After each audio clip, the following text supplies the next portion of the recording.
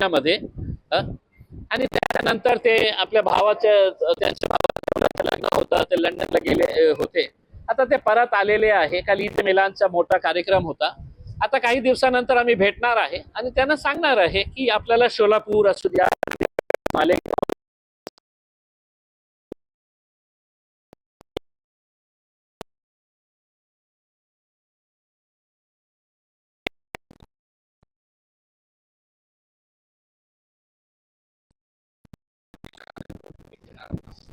मी काय सांगितलं की हे सगळं हे नाही नाही नाही हे जे लोक गेले होते हे मेरे बोलने पे या मेरे निकालने से गए थे ऐसा नहीं है.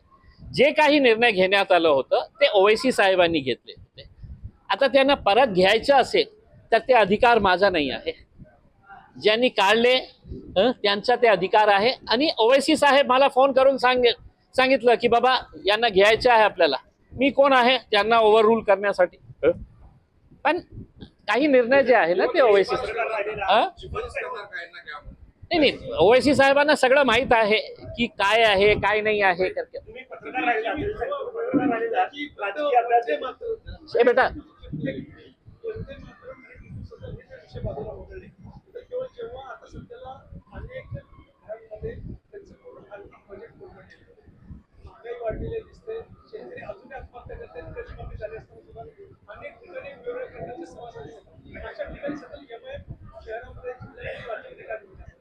नाही आता हे जे प्रश्न आहे हे याचा उत्तर जे काही मी देईल तुम्ही त्याच्या हेडलाईन केलं तर मला असं वाटतं चांगलं की आज जे महागाई वाढलेली आहे आता सण येणार आहे.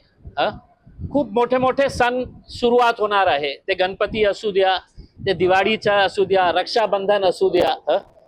अशा वेळी अशा प्रकारचे साखरेचे भाव दुपटीने वाढ म्हणजे कितपत योग्य आहे.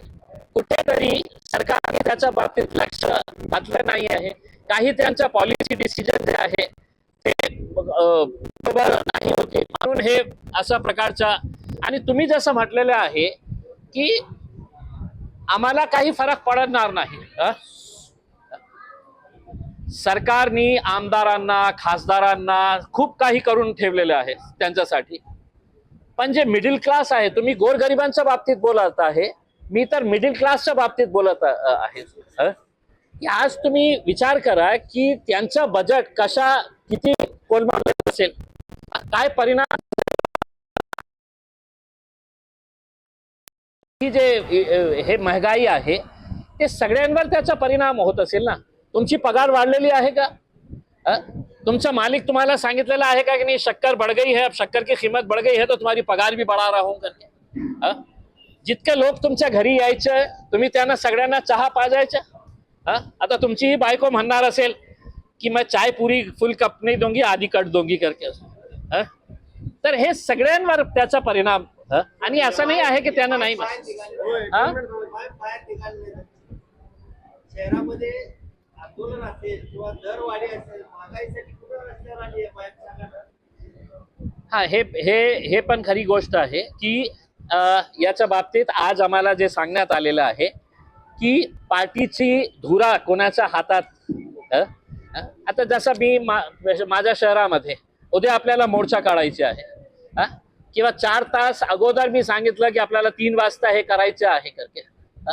खूप सारे लोक, कारण आमच्याकडे एक हे आहे प्रॉपर बॉडी, इथे बॉडी बनवण्याची हे आहे. आता सगळे कॉर्पोरेटर्स आहे.